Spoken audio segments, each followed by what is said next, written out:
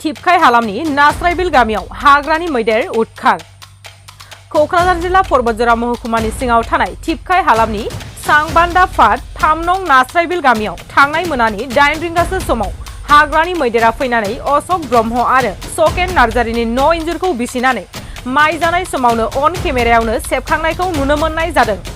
लोगोसे खगेन नार्जारिनि दै लोंनो थाखाय ड्रामाव 300 लिटारसो दै दंमोन। बेखौ लोंलांना गय बागानाव गायनाय थालिर बिफांखौ जानायजों लोगोसे गय बिफाङाबो गोबां खहा जानायखौ नुनो मोननाय जादों।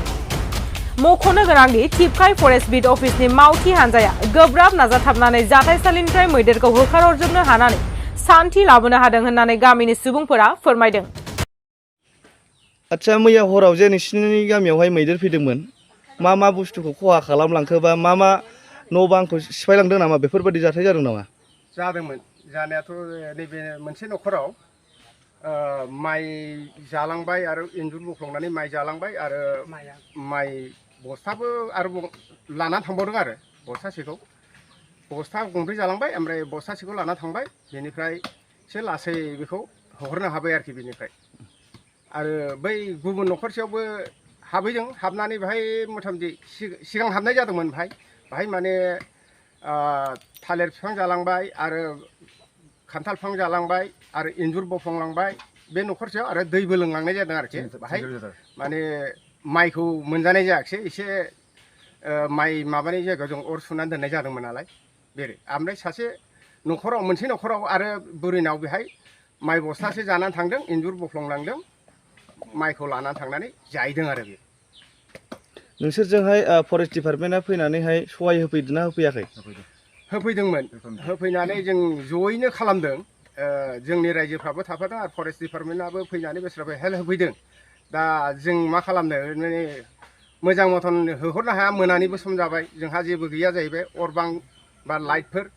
बेनि जुनै जोङो मोजां मथन होखारहरनो हायाखै। खयथासो टाइम बादियाव फैया मैदेरालाय? बे प्रथम फैनाया जाहैबाय 5:30 हाबफैदों स्राङावनो। बेहाय माने खान्थाल फिथाइ थाइजौ फिथाइल' बा थालिर बिफां जानानै थाबाय थानाय जादोंमोन। बेनिफ्राय नैबे न'खरसेयाव 10था 10:30 बिदि टाइमाव हाबफैनानै माइ जाफैनाय आरोखि। आरो बै न'खरसेयावबो बिदिनो 9:30 जाबोदों। ओमफ्राय नैबे न'खरसेयावसो 10था 10:30 बिदि टाइमाव जाफैनाय जादों आरो नोंसोर मैदेरखौ नुथारबाय नामा? जे मेगनजों नुथारबाय नामा?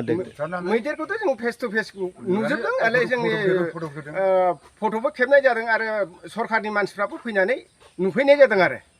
आच्छा, ठीक আছে, जागोन दे, थेंक इउ। दानि जोंनि बिटिआर आव थानाय चिफ सार प्रमद बर' एबा रन्जित सारखौ मा खावलायहरगोन?